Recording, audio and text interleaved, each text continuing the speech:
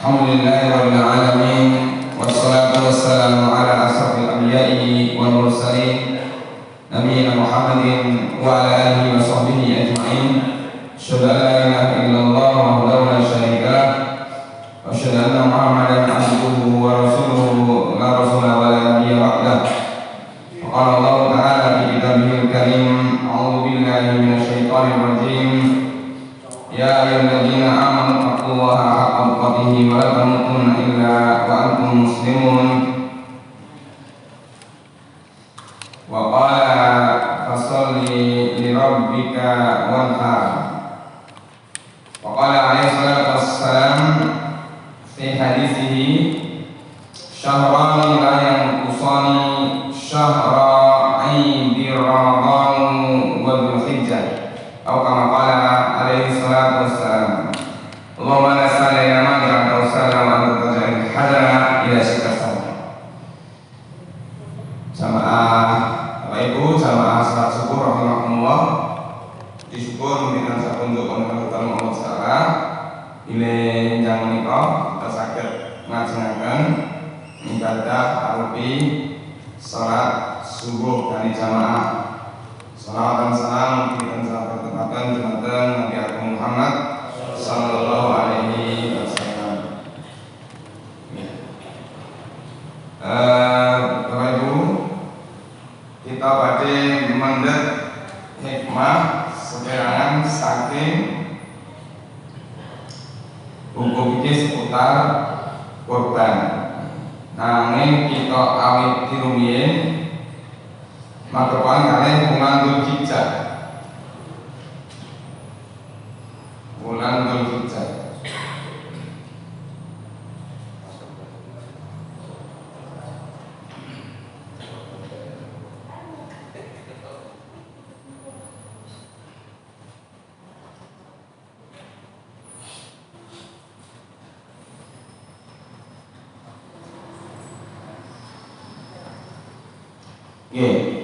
Bapak Ibu,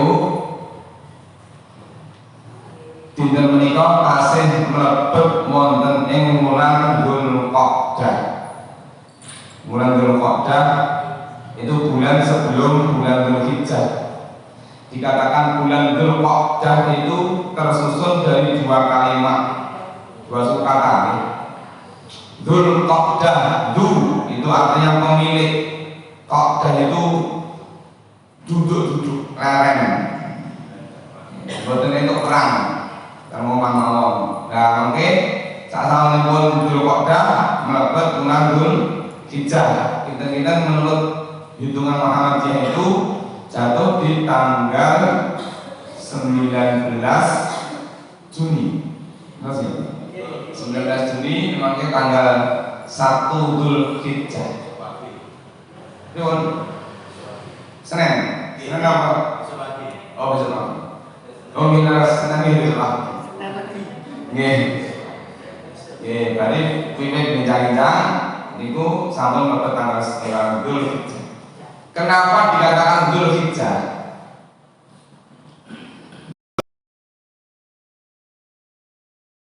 Itu haji. Dikatakan Dzulhijjah karena orang-orang Arab mempunyai kebiasaan melaksanakan ibadah haji dahulu, maka disebut dengan Dzulhijjah. Lah haji itu apa maknanya? Hajja yahujju hajjan atau hijjatan itu artinya adalah mendatangi, nekani. Makanya Bapak Ibu mulai tidak umroh dugi mriko niku dengan dipanggil haji. Ya haj, ya haj. Haji nih, bayar haji. Kenapa bayar haji? Karena pendatang. Penjelasan itu begini kok pendatang, tamu. Lah, menawi sampun kunjung ke Indonesia, yang pun buat haji boleh ngomong main dulu. Ini terkait Indonesia, saya gitu loh, Pak Haji. Ini terkait Budi, main dulu, haji. Nah, kemudian ada beberapa istilah yang bisa kita dudukkan berkaitan dengan bulan Dzulhijjah. Bulan Dzulhijjah itu bulan yang mulia juga, jika dibandingkan dengan Ramadan memang mulia luar biasa. Nah, mila karena di dalam bulan Dzulhijjah ada beberapa peristiwa, ada beberapa istilah yang harus kita dudukkan, terutama berkaitan dengan masalah fikih. Yang pertama, ada istilah tarwiyah. Tarwiyah niku napa? Tarwiyah itu tanggal 8 Dzulhijjah disebut dengan istilah hari tarwiyah. Nah, kenapa tanggal 8 Dzulhijjah disebut dengan hari tarwiyah? Asal usulnya itu para ulama menyebutkan ada dua pendapat. Pendapat pertama, tarwiyah itu berasal dari kata irtawa yartawi. Irtawa yartawi niku artinya irtawa yartawi tarwiyatan. Niku artinya adalah orang yang banyak minum. Loh, tarwiyah kok banyak minum, maksudnya pripun? Pada saat jamaah haji tanggal 9 Dzulhijjah itu melakukan wukuf di Arafah, maka tanggal 8-nya mereka mengumpulkan perbekalan. Bekalnya banyak dikelumpukke, termasuk bekal air gitu, dikelumpukke, dibetoten padang Arafah. Maka tanggal 8 itu dia persiapan, dia banyak mengonsumsi makanan-makanan dan membawa bekal. Maka tanggal 8 disebut dengan persiapan membawa bekal air, itu disebut dengan tarwiyah. Irtawa yartawi tarwiyatan. Nomor 2, pendapat kedua adalah tarwiyah itu maknanya memikir, berpikir, merenung. Kenapa hari 8 tanggal 8 disebut dengan hari tarwiyah? Niku asal usulipun zaman Nabi Ibrahim. Bapak Ibu, Nabi Ibrahim niku dulu pernah korban. Korbannya mboten main-main. Konon dulu Nabi Ibrahim itu korban 1000 ekor sapi namanya. Dulu kan disebutkan ada 3 jenis itu. 1000 ekor kambing, 300 ekor sapi, 200 ekor unta. Wah, niku luar biasa. Sampai orang-orang Arab saat itu terheran-heran. Wah, kok ya mbeleh sakmono kae. Maka ketika banyak yang kagum, Nabi Ibrahim mengatakan, "Lah niki dereng napa-napa. Mengke kula nek diparingi putra oleh Gusti Allah, kula korbanke kok anak kula niku. Namung trima unta, trima kambing, domba. Anak mengke nek kula diparingi putra, mengke anak kula niku kula korbanke." Itu nazarnya Nabi Ibrahim. Nah, setelah itu Ibu Sarah itu melihat Nabi Ibrahim ini sudah lama dari diparingi putra. Akhirnya pun beliau punya budak, seorang budak bernama Hajar. Atas permintaan Ibu Sarah, maka Hajar diminta untuk dinikahi. Pun Hajar itu mang nikahi. Akhirnya sama Nabi Ibrahim, Hajar dinikah. Setelah menikah, ternyata Allah SWT berkenan memberikan keturunan dari Hajar. Itu Hajar tadi. Lahirlah seorang anak bernama Ismail. Nah, ketika Ismail ini berumur 7 tahun, sebagian riwayat 13 tahun, maka pada malam ke-8, tanggal ke-8 Dzulhijjah, berarti tanggal 7 malam, Ibrahim Dalam mimpinya Ibrahim niku mireng ngeten swanten. Seolah-olah seperti menagih nazarnya Nabi Ibrahim. Kan tak, kalau lumiyin nate gitu. Pokoke mengki nek kula diparingi putra gitu. Ajeng kula kurban iki ngoten nazar. Padahal nazar niku para ulama menyatakan makruh Pak hukumnya Pak. Jadi hukum nazar itu makruh. Tapi kenapa makruh? Karena terkesan wong ibadah kok dadak nganggo syarat ngoten Pak. Aku ku nek panen poso lho. Poso kok ya dadak ngenteni panen. Engko nek anakku ketampa sekolah negeri ajeng poso. Lah poso kok dadak nganggo syarat. Makanya para ulama mengatakan nazar itu hukumnya makruh. Tapi kalau nazar sudah terlanjur diucapkan, yang dipakai, yang diucapkan itu sesuatu ibadah dan baik, tidak mendolimi diri sendiri, maka wajib ditunaikan. Jangan nazare poso nggih kudu ditunekke poso. Tapi kalau nazarnya itu perkara yang mubah tapi mendolimi diri sendiri, itu lebih baik mboten ditindakake. Contoh, mengene panenan kula luwih 15 juta, kula ajeng brangkang saking Gemolong dugi Sumber Lawang umpama. Niku mboten sah ditindakake, rekoso, Pak. Nah, dan itu saya mawon ibadah. Makanya anak kula nek lain kula ajeng gundul pokoke. Niku gundul niku terlalu dolim mboten. Mboten. Lah nek jenengan rumangsa terdolimi dengan gundul ya mboten sate tindakke. Walah barang gundul niku ana diisin. Nah, misalnya. Jadi kalau nazar itu sesuatu yang mubah tapi membawa ada unsur mendolimi dalam diri sendiri, niku mboten sah ditindakake. Enten riyen enten kuliah, aku cah tiang Wonogiri. Ngono rampung pendadaran skripsi ora dengkelan. Kan ngoten niku. Itu apa ya? Menyiksa diri. Kecuali kalau niatnya olahraga monggo. Lah melampah king kos-kosan mulih mlaku lah pite-pite di paketke lah pit motor duwe kan tak dipaketke. Nah, apalagi nazar sesuatu yang dilarang, itu jelas haram. Nah, ketika malam 8 Ibrahim niku mimpi seolah-olah ada yang nagih lho, jadi nek ben arti kurbanke, di anak kurbanke ngoten niku. Nah, di dalam mimpi itu juga beliau mendengar suara itu. Lah putrane ngimpi, Ismail ngimpi. Akhirnya pada pagi harinya dia mengatakan, "Ya abati ini."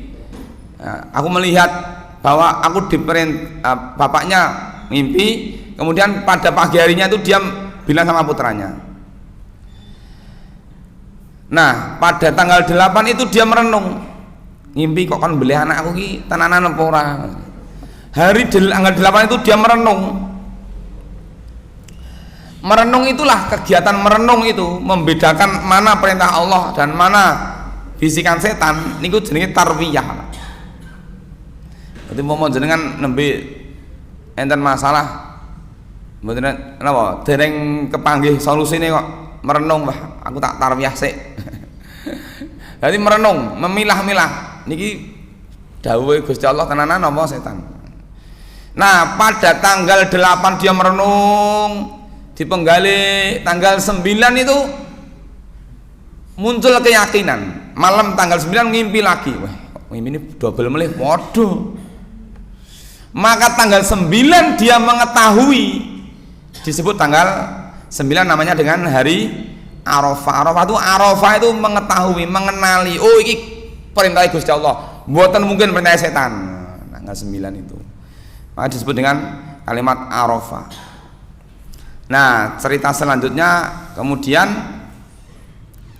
ketika tanggal 10 Dzulhijjah disebut dengan hari Nahar, gitu. Hari Nahar itu hari penyembelihan. Hari penyembelihan itu maksudnya hari di mana Nabi Ibrahim diperintah untuk menyembelih. Maka dalam hal sembelihan itu ada dua cara. Cara pertama adalah nahar. Nahar niku nek mbeleh niku napa? Kewane sing ngadeg, Pak. Niku nahar. Kalau menyembelih sesuatu nek kewane pun nggletak niku jenenge dzabah. Dzabah yadbahu dzabah. Ya, jenengan mbelih sapi niku sapine sing ngadeg napa sing pun nggletak? Oh nggletak berarti dzabah. Nek unta niku trene men digantol tok sret ngoten niku.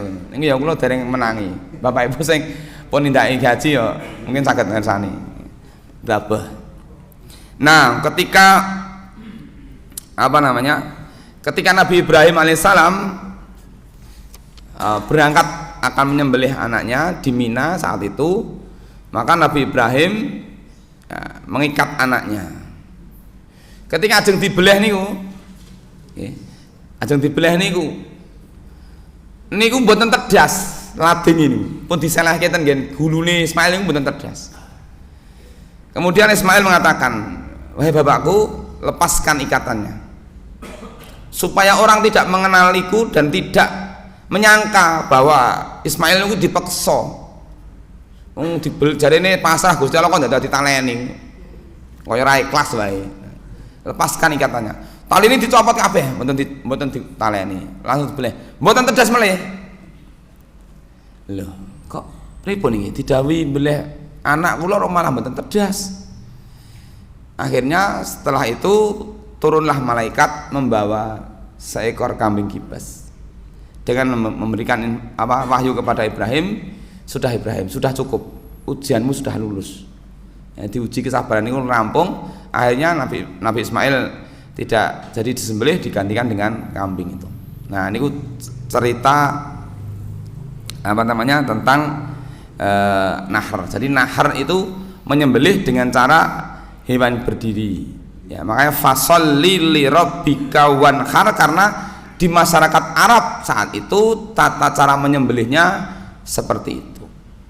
Fasolli, maka kemudian salatlah.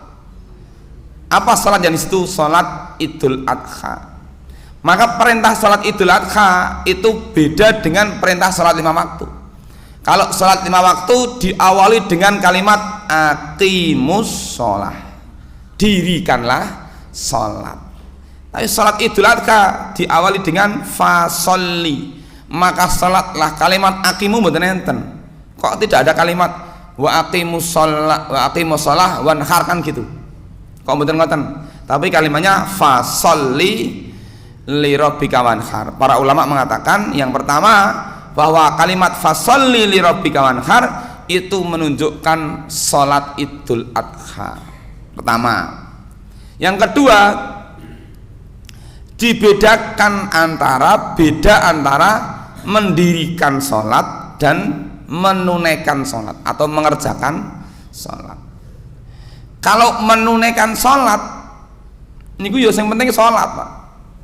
Ya, mboten enggak napa memperhitungkan waktunya, wis pokoknya aku salat. Tapi kalau mendirikan salat itu mengerjakan salat dengan kondisi ideal, persembahan terbaik. Kan ada cerita loh, Pak. Di mana itu? Ahlus Sufah. Ahlus Sufah itu orang-orang yang belajar kepada Nabi, tinggal di Masjid Nabi. Di Masjid Nabawi niku enten tiang-tiang sing sinau kali Kanjeng Nabi, ngajeng kontrak mboten duwe duit. Akhirnya dheweke niku ceritanya apa? Dia tinggal di Masjid Nabawi, kalih Rasulullah diopeni. Lah pripun carane ngopeni?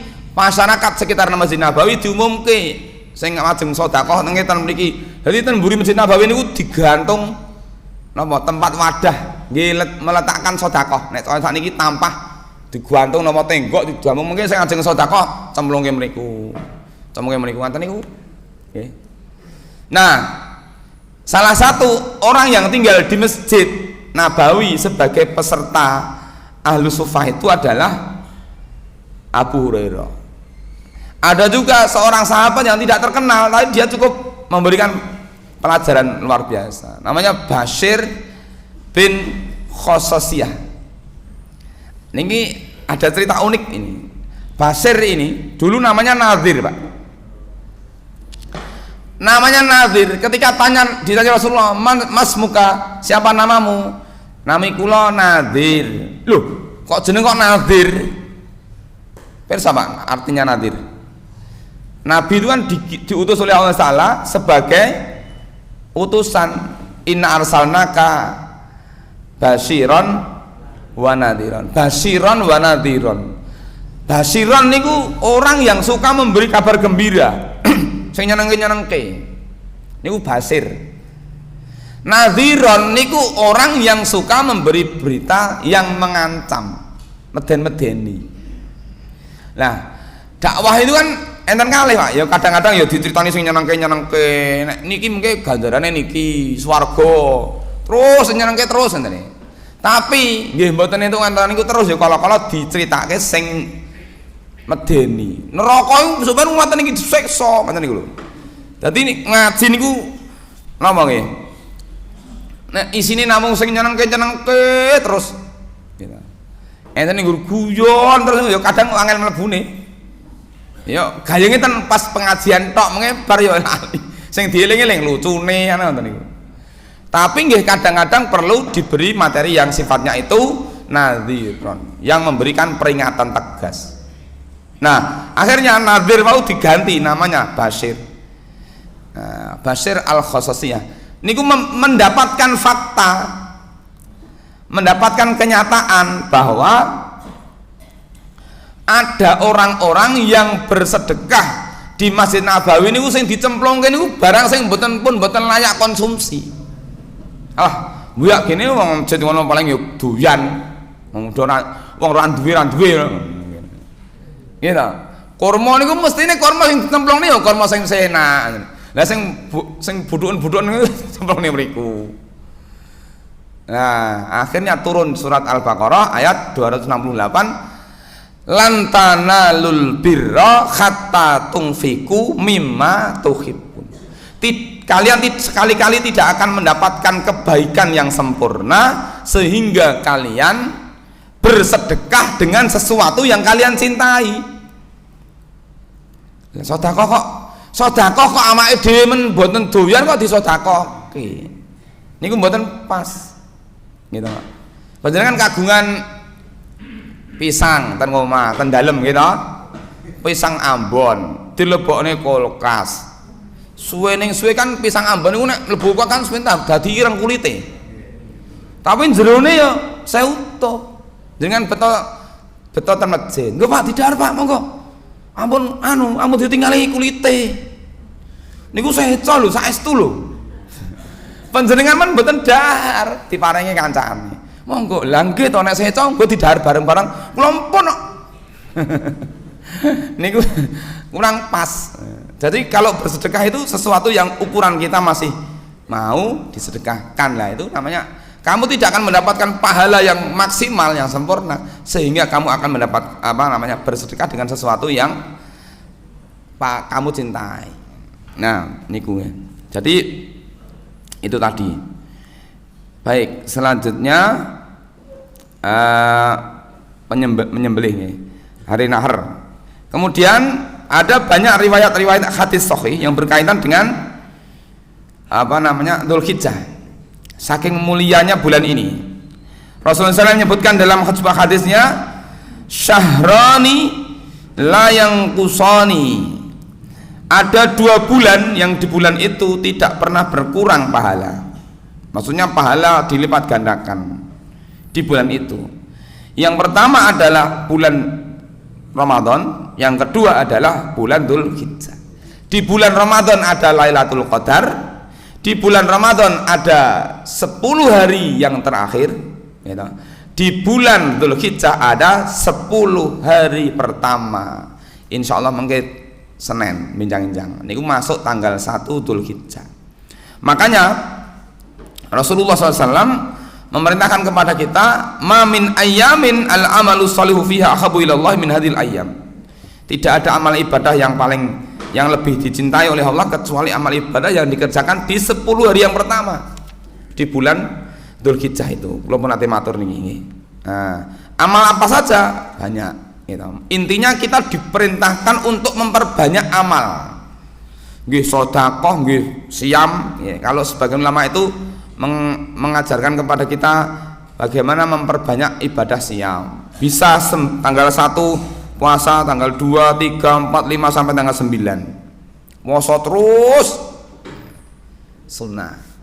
Wadene 9 hari tidak kuat. Ya, niki usumi gawean. Ngerek gitu mayahe panen. Nggih poso malah mengke semaput nang kedokan mriku malah repot. Akhirnya kula tak golek sing rada enteng mawon. Nggih 2 dina, tanggal 8 kali tanggal 9. Walah saya abot iki Mas. Nggih. Wadene saya abot, jikuk sik sitok gitu. Napa? Tanggal 9. Nah, mengke mesti di tahun ini panjenengan mesti akan dihadapkan pada pilihan. Mergo tahun niki beda nih, napa bodone bot anu kalih. Enten sing bakda dinten Rebo, enten sing bakda dinten Kamis. Nah niku. Nah, pripun ini berkaitan dengan Arafah tadi. Ya, makanya kita puasa Arafah tadi. Nah, supaya tidak jadi masalah, maka puasa Arafah itu terbagi dalam 2 pendapat para ulama. Yang pertama, Arafah berkaitan dengan tanggal. Bapak Ibu, ada 2 ibadah puasa yang dilazimi Rasulullah sebelum turun perintah Ramadan. Napa? Puasa Arafah dan puasa Asyura. Niku sampun dipun lampahi Kanjeng Nabi sebelum turun perintah Ramadan, sebelum turun perintah haji. Kanjeng Nabi pun biasa nglampahi puasa di tanggal 9 Dzulhijjah. Ya, meskipun ibadah itu sunnah, tapi Rasulullah biasa mengerjakan itu sebelum beliau mendapat perintah untuk mengerjakan ibadah haji. Maka karena sejarahnya puasa Arafah itu turun sebelum haji, maka para ulama menyebutkan puasa Arafah itu berkaitan dengan tanggal, tidak ada hubungannya dengan wukuf. Alasannya apa? Puasa niku pun dilampahi Kanjeng Nabi jauh hari sebelum perintah wukuf kok. Jadi mboten enten hubungannya oleh wukuf, mboten kudu. Ini pendapat pertama. Pendapat kedua mengatakan puasa Arafah itu ya puasa ketika jamaah haji ten mriko wukuf dan mriki poso. Lah kenapa? Karena namanya puasa Arafah. Arafah niku padang Arafah, berarti kudu padha. Mila mengke nggih enten kalih niku mau. Bagi yang mengikuti istihad Muhammadiyah, ya, maka puasanya di hari Selasa. Selasa itu tanggal 9 menurut hitungan Muhammadiyah, Selasa. Jadi bisa jadi Selasa niku mengke wukuf napa dereng lah. Keputusan pemerintah Saudi nanti yang akan memutuskan, karena pemerintah Saudi nanti akan melihat hilal besok sore, nanti sore dipirsani. Ketika mau terbenam matahari, hilalnya pun ketinggalan napa dereng. Oh, kelihatan. Ya sudah, berarti tanggal Senin diputuskan tanggal 1 Dzulhijjah, otomatis mengke bodone dinten Rebu. Tapi kalau pemerintah Saudi hari Ahad sore niku melihat hilal kok ndak ada yang kelihatan, terhalang oleh awan, maka rumusnya biasanya digenapkan 30 hari. Nanti tanggal 1 Dzulhijjahnya jatuh di hari Selasa, otomatis Idul Adhanya hari Kamis. Tergantung besok sore niku, mengke mang pirsani ten TV Saudi menetapkan hari apa. Nah, ini karena bisa boleh juga penanggalan Hijriah itu berbeda antara satu negara dengan negara lain karena belum menyatunya kalender internasional. Maka sangat mungkin niko bodoh mriki dereng itu hal yang biasa karena memang ada jeda waktu. Ngoten. Ini sangat memungkinkan, kecuali kalau dunia internasional seluruh negara-negara Islam berkumpul disepakati satu kalender Hijriah 1 kalender. Nah, misalnya begitu. Itu bisa. Tapi saatnya memang menuju ke sana itu perjalanan terjal luar biasa. Ada banyak halangan yang harus itu ya. Perbedaan pendapat sekian ini luar biasa. Niku ngoten niku. Nah, mila Bapak Ibu, mangke menawi panjenengan kan diyakini ya, kula tak anu mawon. Tak yakin Muhammadiyah mawon. Berarti Selasa panjenengan piyam. Gitu. Senin nggih mboten napa-napa. Senin Selasa ndak apa-apa. Tapi umami panjenengan derek anu kula tak derek pemerintah mawon. Ijtihadnya pemerintah. Monggo berarti panjenengan meskipun Muhammadiyah sudah dengar takbir, Muhammadiyah sudah takbir jenengan poso, itu pun hitungannya sudah beda. Hitungannya beda. Kaya ndek ben nalika napa nika? Idul Fitri kan ngoten. Ampun golek bathi. Golek bathi niku pripun? Sampeyan bodone Jumat ya, Kamis apa Jumat? Kamis. Lah nek wong desa ya takoki bodone kapan nggih milih sing sik entuk diskon sedina. Ngoten. Jadi bukan semata-mata karena atas dasar ilmu kan ngoten. Itu. Nggih. Bapak Ibu jamaah rahimakumullah. Nah, kemudian ibadah yang paling ringan kita kerjakan pada tanggal 9, 10, 11, 12, 13 Hijriyah itu ada 2 ibadah utama, Pak. Yang pertama adalah ibadah udhiyah, ibadah kurban, terlibat langsung dalam aktivitas udhiyah. Ya, ma min ayamin al amalu sholihu fiha min iraqatid dam. Tidak ada amalan yang lebih mulia dikerjakan pada hari itu kecuali amal mengalirkan darah. Sinaosa enten sing pinter beleh, enten sing mirsani getih men semaput. Wah, putih kumplah-kumplah yo ngono piye kae langsung klemu-klemu langsung gletak lah enten. Namanya berusaha untuk terlibat. Lah kalau wingi enten sing tanglet. Lah sing cawe-cawe niku mamung bapak-bapak niku sing diundang ten masjid, sing ibu-ibu niku mboten diundang. Solusine napa? Ya ibu-ibu kan bisa terlibat dalam hal yang lain. Gitu.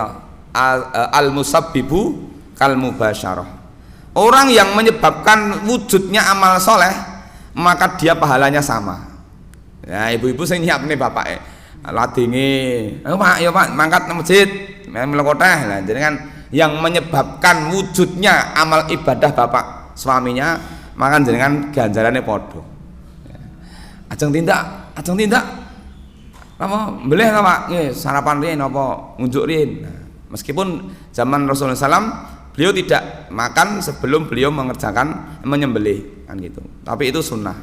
Lah timbangin jenengan mboten sarapan mungkin mboten kuat mlengkoteh lah ya. Kan ngoten. Atau ikut terlibat di situ misalnya enten panitia khusus untuk ibu-ibu ndamelke unjukan, ndamelke sarapan misalnya. Untuk bagi jam para panitia ya. Nah, itu pertama. Yang kedua, pada 4 hari itu Rasulullah sebutkan hadza yaumu aklin wa syurbin. Ini adalah hari di mana kita diperintahkan untuk makan-makan. Jadi makan-makan niku ibadah yang paling penak tanggal 9, 10, 11, 12, 13. Ampun poso. Mboten entuk. Iya. Mungkin jenengan enten nggur dahar mawon dinten niku. Turu mambune pangus-pangus enten niku gitu. Nah, maka 2 ibadah itu yang utama yang kita kerjakan. Oke.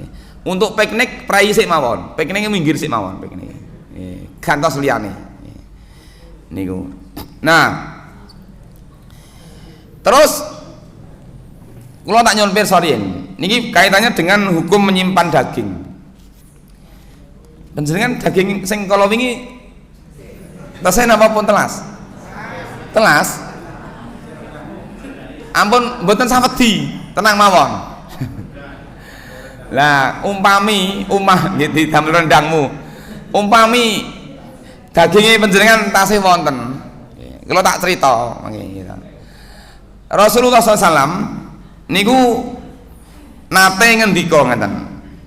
Bapak Ibu, nate ngendika ngeten iki.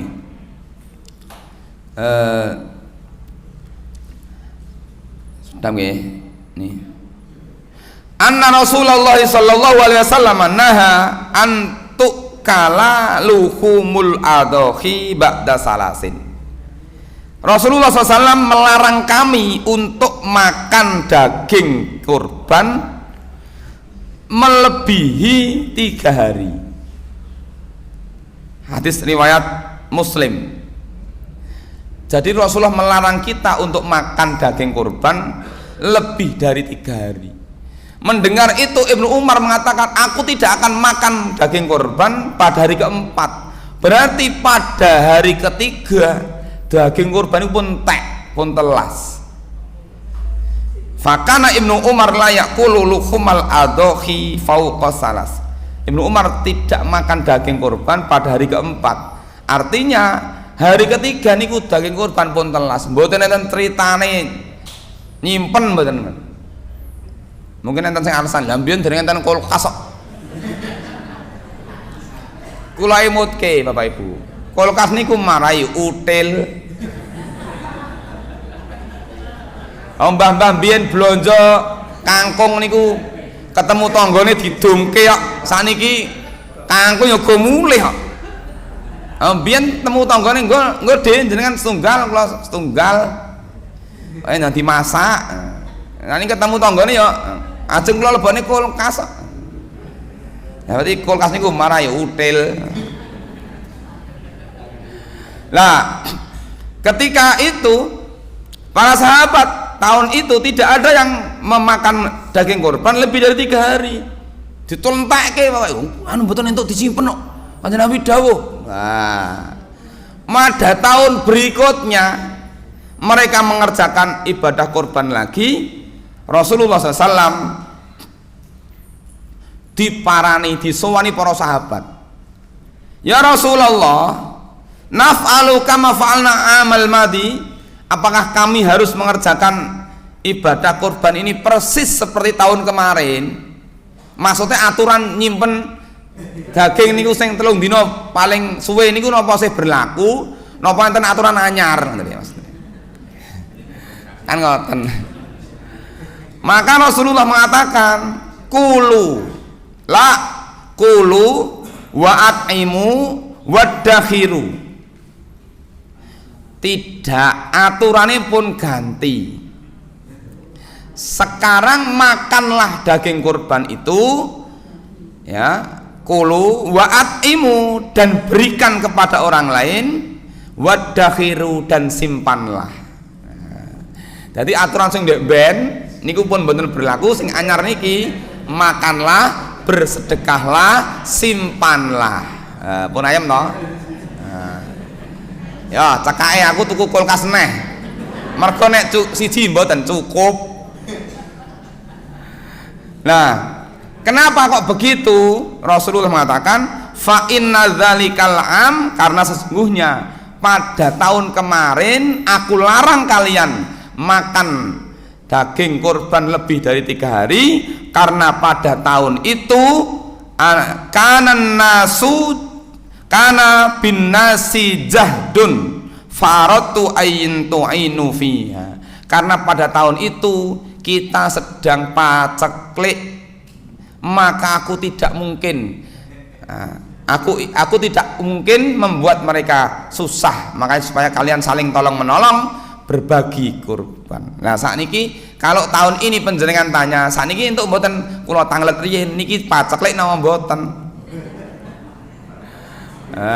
Ini kalau betul mata klik nggih mang simpen.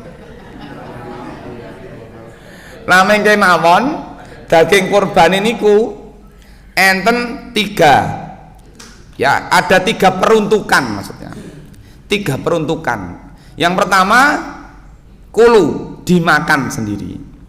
Yang kedua, at'imu, berikan kepada orang lain. Dalam Al-Quran disebutkan memberikan kepada orang lain itu ada 2 kategori. Berikanlah kepada orang yang membutuhkan dan orang yang tidak membutuhkan. Memberikan kepada yang membutuhkan niki namanya peminta-minta. Mula nek enten wong belem lekoteh, enten song gawean nggur mider njaluk jatah kono, niku mangkei. Ampun didelik rene nah. Nek mesti wong iki nah mesti. Lagi jagrakne galu wonge teko. Niku mang paringi. Ampun disengeni. Wong ayate cetha kok, berikan korban daging korban itu kepada orang yang minta, orang miskin. Diparingi. Yang kedua, orang yang tidak meminta-minta, ya wong sugih. Wong sugih niku nggih punya hak untuk menerima daging korban, namanya hadiah. Diberikan kepada orang-orang yang kaya. Makanya 4 kegunaan nggih, dimakan sendiri, dibagikan, itu bisa kepada peminta-minta, juga kepada orang kaya. Yang keempat adalah disimpan. Nah saat ini lah nek bagi wong kafir asal mboten boleh. Ya. Kenapa? Dalilnya apa? Dalilnya adalah la yanhaakumullahu 'anil ladzina lam yuqatilukum fid din wa lam yukhrijukum min diyarikum antabarruhum wa tuqsitu ilaihim innallaha yuhibbul muqsitin. Surat Al-Mumtahanah ayat 8. Allah tidak melarang kamu untuk berbuat baik dan berlaku adil kepada orang kafir yang tidak memerangi kamu. Jadi orang kafir yang kafir muahad, kafir yang terikat perjanjian, tidak kafir yang apa namanya, kalau sekarang kafir dhimmi, orang kafir tapi tidak memerangi orang Islam, itu diberikan daging kurban boleh. Tapi orang kafir yang memerangi Islam nggih mboten, memerangi orang Islam kok diparingi. Tujuannya apa? Barangkali dengan apa itu namanya korban kita itu mereka akan luluh hatinya. Oh, jadi wong Islam iki wong sregep-sregep, wong lomo-lomo. Ya Allah. Lah, akhirnya tumbuhlah kecintaan kepada Islam, akhirnya masuk Islam. Seperti itu. Kemudian berkaitan dengan nggih niki ndek wingi dereng jatahe pengajian pun enten sing WA. Kula masukin iki nggih. Hukum korban bagi orang yang sudah meninggal. Bapak Ibu, terkait dengan korban yang sudah meninggal, orang yang sudah meninggal. Yang pertama, Rasulullah SAW itu pernah berkorban 1 ekor kambing untuk 1 keluarga, bahkan untuk umatnya. Jadi 1 ekor kambing itu cukup untuk 1 keluarga. Baik yang sak omah niku enten sing pun sedo napa enten sing tasih sugeng. Gitu. Itu. Sa'altu Aba Ayyub Al-Ansari kaifa kanat dokhaya ala ahdi Rasulillah. Faqala kana ar-rajulu yudakhi bisyati anhu wa an ahli baitihi fayakuluna wa yat'amu wa yut'imun. Aku pernah bertanya kepada Abu Ayyub Al-Ansari bagaimana korban di masa Rasulullah, maka dia menjawab seseorang bisa berkorban dengan seekor kambing untuk dirinya dan keluarganya. Makanya kongsi korban itu hanya satu ekor kambing, itu pahalanya untuk 1 keluarga. Gitu. Itu kalau pahala.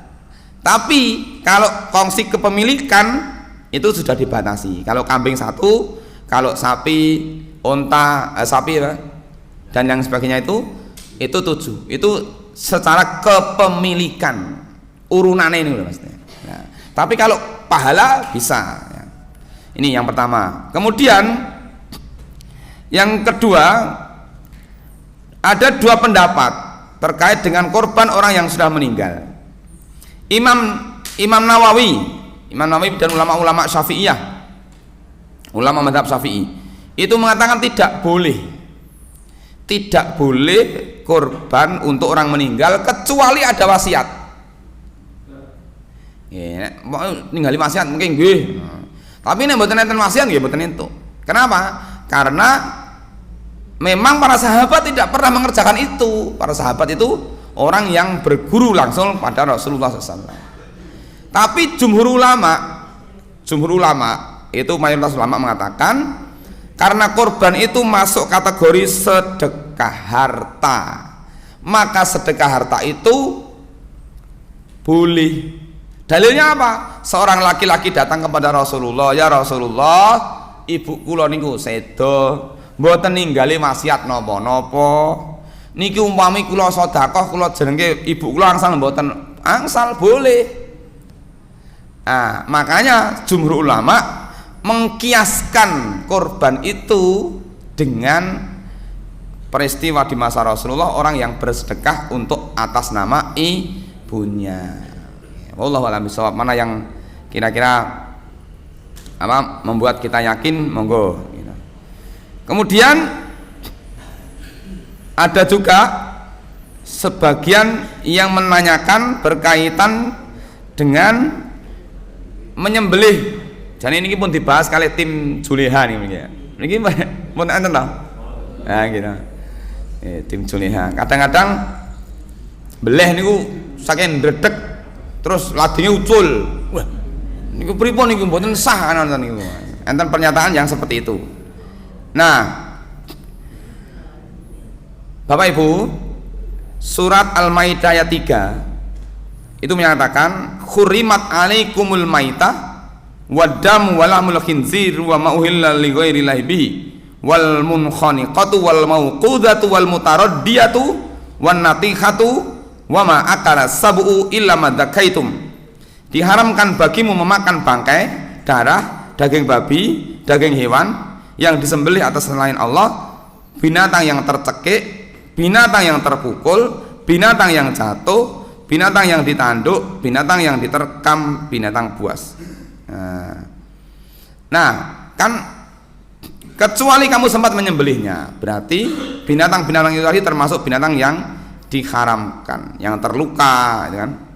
Nah, di antara hewan yang mati karena terluka itu maka dia statusnya adalah bukan sembelihan tapi dia bangkai, ya, maka dia haram. Nah, kasusnya ketika orang sedang menyembelih, pisaunya jatuh, selama binatang itu dereng mati, dia langsung mengambil pisaunya dilanjutkan, itu maka para ulama menyebutkan tidak masalah.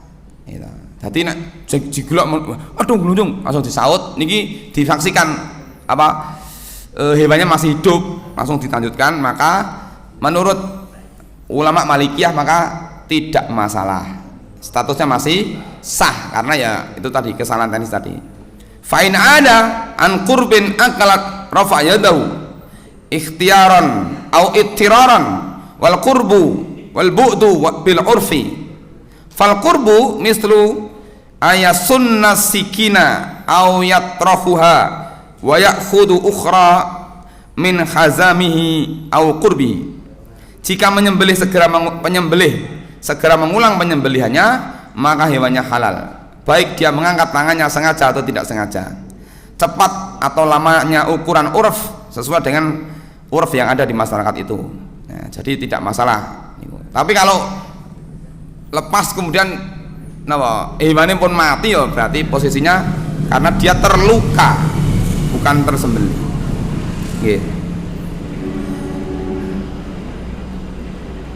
Selajengipun berkaitan dengan ini peristiwa sekarang ini ada korban online, Pak. Korban online itu berapa? Korban lewat internet, jadi dikirim ke transfer mawon piyambake mboten nenten. Atau korban jarak jauh mami enten sing merantau ten Kalimantan, mau korban ten desa misalnya. Secara hukum fikih sebenarnya boleh, cuma orang yang berkorban model seperti itu memang ada beberapa sunnah Nabi yang tidak wujud. Pertama, Aisyah pernah mendatangi Rasulullah, pernah bertanya kepada Rasulullah, "Ya Rasulullah, saya mau berkorban seekor kambing."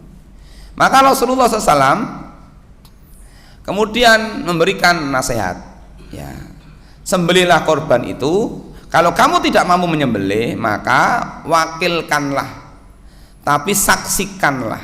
Nah, ini sunnah menyaksikan. menyaksikan hewan kurban itu bagian daripada sunnah Nabi. Kula yakin sebagian masyarakat kita itu dereng saged utawi mboten wantun beleh. Mula rata-rata diserahke panitia.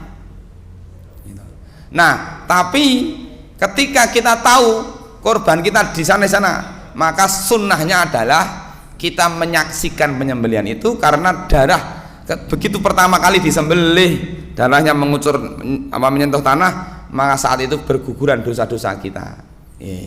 Nah, sekarang kalau korbannya tempat yang jauh, dia tidak bisa menyaksikan, maka sunnah ini tidak wujud. Nah, nek saged ya pripun carane? Oh, anu sakniki nganggo HP, monggo gitu. Monggo HP anu ki lho Mas, sapene dibeli Mas. Ditonton yo. Nah, berarti insya Allah bisa gitu. Itulah apa namanya fungsi daripada media. Ya, media itu kan wasilah. HP ini kan wasilah, streaming ini wasilah. Dan wasilah itu mengikuti hukum pokok. Hukum pokoknya baik ya, maka hukumnya boleh. Maka pengajian ngeten iki, pengajian lewat YouTube itu mboten menggunakan wasilah, itu mengikuti hukum pokok. Nah, jenengan sing ditonton pengajian nggih entuk. Nah, ditonton liyane sing kira-kira haram ya mboten entuk. Ngoten nggih. Jadi apa ya? Wasilah itu mengikuti hukum sesuatu yang pokoknya. Nah, pokoknya boleh maka artinya boleh. Nah, apa namanya? Kemudian yang kedua, korban jarak jauh itu tidak wujud makan daging korbannya. Kan ketika korban kan kita didhawuhi fakulu wa atimu wadakhiru. Ya, sing korban itu kan dahar, terus kan sedekah, kalih kan nyimpen. Lah nek ting mriko kabeh dhek mboten saged dahar. Oh, dikirim. Nah, dipaket. Nah, itu saged gitu. Itu saja. Jadi secara hukum fikih boleh, tapi hanya itu tadi ada beberapa sunnah Nabi yang terkendala karena tidak ada di tempat itu. Bapak Ibu jamaah rahimakumullah, sampun jam 6. Kula mboten saged matur kathah mangke lajeng ten plupuh nggih. Mugi-mugi ingkang sekedhik menika kaitanipun kalih ibadah kurban nggih, terutama di bulan Dzulhijjah saestu monggo ditingkatke ngibadahe nggih wiwit tanggal Senin mangke, Senin Selasa Rebo niku nggih salat jamaah nggih dzikirane, maca Qur'ane, siyame nggih, khususipun minimal tanggal 9 niku disempatke siyam. Niku ganjarane gedhe. Napa? Ganjarane niku Kanjeng Nabi ahtasibu 'alallah ayyukaffiras sanah al-madiyah wal qadimah. Allah, aku berharap kepada Allah puasa tanggal 9 Dzulhijjah itu akan menghapus dosa yang telah lalu dan tahun yang akan datang. Jadi 2 tahun di ngapura, Pak. Cara awake tumindak dosa urung wis di ngapura. Kan eman-eman. Ya sinau namung sunah ning ewadene gitu gawean yo napa? Mboten saged ditinggal. Nah, nyukupi kebutuhan keluarga niku wajib. Mungkin nek jenengan mboten nyambut damel terus kendingi guling ya repot. Nah, umpama niku wajib mboten saged ditinggal monggo, tapi nek saged ini ku mau diusahake saged siam minimal setunggal dinten wonten ing tanggal 9 Dzulhijjah nggih. Bapak Ibu, Mbak pilih saderengipun kula tutup enten pertanyaan kula sumanggaken. Nggih. Ini kurang jelas aja ya. Berbeda pendapat masalah orang yang meninggal. Nggih. Masalah pahala di atas namakan yang meninggal itu mendengar saya menjinamakan Di atas namakan. Menurut pendapat nama boleh itu maksudnya itu dijenengke enggak itu sudah meninggal korban ini gitu. Bagaimana punya? Di atas namakan itu kan sama dengan diniatkan. Diniatkan. Lah ya, jumhur ulama ini mengatakan diniatkan itu boleh karena mengkiaskan. Niki mau enten tiyang ingkang Kanjeng Nabi, ibu kula niku sedo. Ibu kula pun mboten saged napa-napa. Ampun sedo. Lah, karena ibu saya itu mendidik saya, membesarkan saya, dadi kula ngerti agama. Gitu. Kula niki kan hasil didikan ibu saya, hasil jerih payah ibu saya. Karena hasil usaha ibu saya. Maka sebagai bentuk berbakti saya kepada ibu saya, birrul walidain saya beramal ini, saya niatkan untuk ibu saya. Jadi niatnya ngoten niku Pak. Jadi diniatkan. Karena apa? Karena orang tua yang sudah mendidik anaknya dengan baik, ya, mendidik anaknya dengan baik, maka apapun yang dikerjakan anaknya, amal soleh apapun, itu orang tua dapat kiriman. Kan enten tiang sing ora tahu haji, ngerti itu ganjaran haji ya Pak. Ih, ganjaran ngemuti. Lah putrane haji. Gitu, putrane diulang ngaji, dilebahi pesantren, diragati. Wah, dadi wong soleh. Wah, iki barang soleh, ibatan napa-napa. Wah, tiang sepuh pikantuk kabeh. Nah, niku namine al jazaa'u min jinsil amal. Ngoten Pak nggih. Nggih. Nggih. Nggih.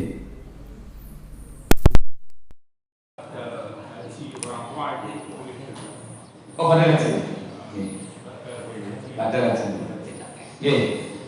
Terkait dengan badal haji dan badal umroh. Ada badal haji, ada badal umroh. Badal haji itu menggantikan membadal. Menghajikan atau membadal haji? Orang yang meninggal, orang tua saya sudah meninggal. Karena sekarang anak mampu. Lagi maksud saya ini, mami enten tiang dapat haji, antri ini suwe, lagi tani barang umur. Lah sing budal putrane kan ngoten. Lah kalau yang berangkat anaknya itu hajinya haji anaknya itu. Karena tapi kalau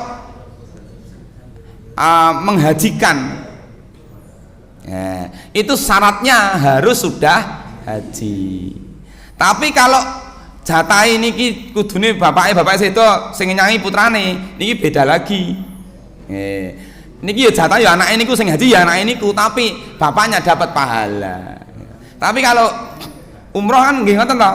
Kalau jadi gini Pak. Karena umroh dan haji itu beda. Bedanya ada di apa? Aktivitas umroh itu dikerjakan kapanpun boleh, tapi haji kan hanya 1 tahun sekali. Makanya orang yang umroh itu dia bisa mengumrohkan keluarganya yang sudah mati, boleh. Anu ajeng umroh ke ibu kula niku boleh wong anaknya yang itu hasil jerih payah ibunya. Nah, karena bisa jadi seorang sudah umroh, dia umroh lagi. Ajeng umroh ibu kula. Tapi kalau haji kan mboten saged, saat ini terikat waktu macam-macam. Lah, maka kalau memang ingin membadal menggantikan haji, misalnya di sana, itu syaratnya orang yang sudah haji. Nah, sekarang ada kasus baru karena ada banyaknya lansia. Lansia kan di atas 60% Pak nih, wadah sangat nih. Makanya kemarin ada pembahasan di Majelis Ulama di Kabupaten Sragen. Itu ada pembahasan tentang niat bersyarat. Pun pirsa niat bersyarat. Dereng ya. Jadi karena lansia itu sangat mungkin dia tidak selesai mengerjakan manasik berikutnya. Wah, nek cuma apa disurung ngangge gledekan niku mungkin saged terus. Lah tapi ada yang lebih parah dari itu, Pak. Wonten sing lebih parah niku. Lah, maka ada kasus di masa Rasulullah namanya Dubaah. Dubaah itu datang kepada Rasulullah, saya tuh mau haji, ya saya tuh apa sakit-sakitan, saya tuh sudah tua sakit-sakitan. Bagaimana Rasulullah? Ucapkanlah ketika mau manasik, jika saya begini, saya niat ini, jika saya begini maka saya halal. Maksudnya orang yang sudah sakit-sakitan tadi, dia mau berangkat apa itu umroh misalnya, mau umroh kan rantainya panjang, ada tawaf 7 kali, ada sa'i 7 kali kan gitu. Nah ketika mau sa'i, mau tawaf itu dia niat. Ketika sudah mau pakai ihram, bismillah, saya niat umroh. Seandainya saya begini, maka saya halal, saya tahalul. Maksudnya gini Pak, supaya tidak salah paham. Istilah halal, istilah tahalul itu perlu didudukkan dulu. Tahalul itu yang menurut benak kita itu kan nyukur rambut niku tahalul. Nah, makna keduanya, tahalul niku halal. Halal niku napa? Orang yang pakai pakaian ihram niku mboten entuk napa-napa. Mboten entuk napa niku ada larangan-larangan, ya. Berarti dia haram. Tidak boleh merusak tanaman, tidak boleh potong kuku, tidak boleh rofas, ucapan jorok, macam-macam gitu. Nah, selama dia pakai pakaian ihram itu, maka dia haram. Begitu dia sudah potong rambut, maka dia sudah halal, pun itu napa-napa entuk. Berarti sudah selesai. Nah, maka orang yang tadi yang niat bersyarat tadi, ya Allah, kondisi saya itu seperti ini, saya bismillah, saya niat begini, jika saya nanti begini terhalang oleh ini, maka saya selesai. Begitu dia niatkan itu, dia misalnya dia tawaf 7 kali baru dapat 3 kali pingsan, dia sudah tidak perlu melanjutkan, berarti dia sudah sah. Nah, itu ada di pembahasan niat bersyarat, ya, itu diperbolehkan. Sebagian ulama, sebagian memahami bahwa itu kasus pada kasus duba. Nah, seperti itu. Nonton Pak nggih? Yang belakang nggih. Nggih.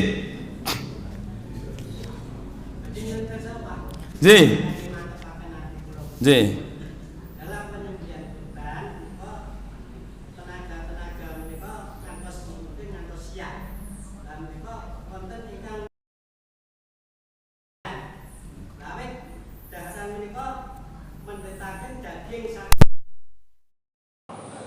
Kangge lawuh ing umum kangge sedaya sinten ingkang kesel. Itu dipun parengaken napa mboten? Nggih. Baik, yang pertama karena bukan amil, dia tidak untuk diberi upah dari daging pertama. Nah, akad panitia adalah akad makalah. Akad makalah itu yang korban mewakilkan kepada panitia, Pak, gandeng kula mboten saged mbeleh, kula pasrah panjenengan. Mewakilkan. Seperti jenengan ajeng nikahke niku. Jenengan kan bapak-bapak kan punya kewajiban menikahkan putranya. Lah ning umume do kok wedi isin napa mboten pede. Jane mboten wani, jane gampang. Ngaji pirang-pirang tahun kok nikahke pasrahke naib. Jenengan kudu sinau nikah gimana anakku dhewe tak nikahke panake pun jenengan lenggah ten mriku mawon nyekseni ngoten niku. Nah, tapi mboten rata-rata pasrah Mbah Yai mawon lah.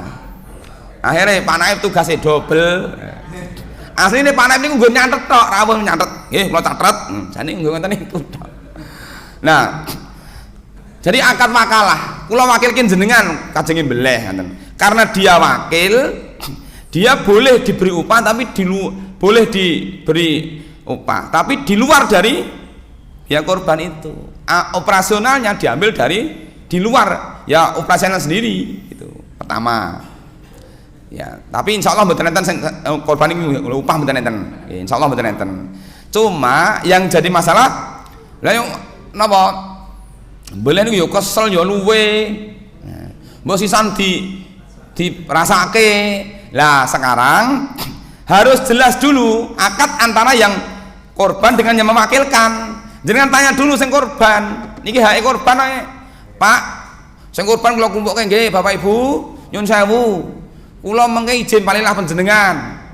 Niki mengke jatah panjenengan kula pendet sithik mawon nggih ngopeni nggih niki lho sing belah-belah niki asal mboten. Nah, oh nggih Pak, nggih monggo Mang pendet. Nah, berarti niku asline jatahe panjenengan. Akate cetha. Ning nek mboten jenengan akad, lho, lha iki kok diiris iki jatahe sapa? Nah, makanya tiang kata. Oh, diambilkan dari jatahnya si fulan misalnya gitu. Jelas. Kan repot. Niku lebih amannya. Oke. Oh nggih niku jatah niku dipendhet sithik-sithik kelompok dari sini sekedar untuk memberi tenaga energi kepada orang yang ngurusi korban wau. Nah, itu jelas akadnya dulu. Sampun nggih. Nggih. Oh nggih nggih nggih. Siap. Waalaikumsalam. Sekarang modelnya online sudah terjadi tadi seperti korban secara online, akikah secara ada sekarang ada nikahnya online. Gimana Pak? Jadi misalnya online-nya di jauh sana, pastinya di Nikah online itu saya pernah mengalami Pak, ada teman saya kuliah di Mesir, kemudian teman saya yang di sini mewakilkan. Saat itu belum ada HP, jadi belum bisa video, ya. Tapi ada surat kuasa dari calon pengantin laki-laki yang di sana memberi surat kuasa mewakilkan kepada ini untuk menjadi wakil sementara, maksudnya itu. Dan itu sah. Ya, apalagi saat ini pun nonton model video, ya, itu bisa. Tapi kalau memang tidak bisa dengan offline, ya, kenapa harus online? Orang kaya itu panggil mawar, malah sakit di nikahnya itu menteri ya Allah. Di nikahnya kan. Sampun mbok bilih saya sudah lama kali ini pun jam langkung dan lagi mugi-mugi pertanyaan ini pun dipun kemana mau mangke lewat dia kali panitia menawa. Saking kula tekap kita akhiri sareng-sareng saking kula assalamualaikum warahmatullahi wabarakatuh.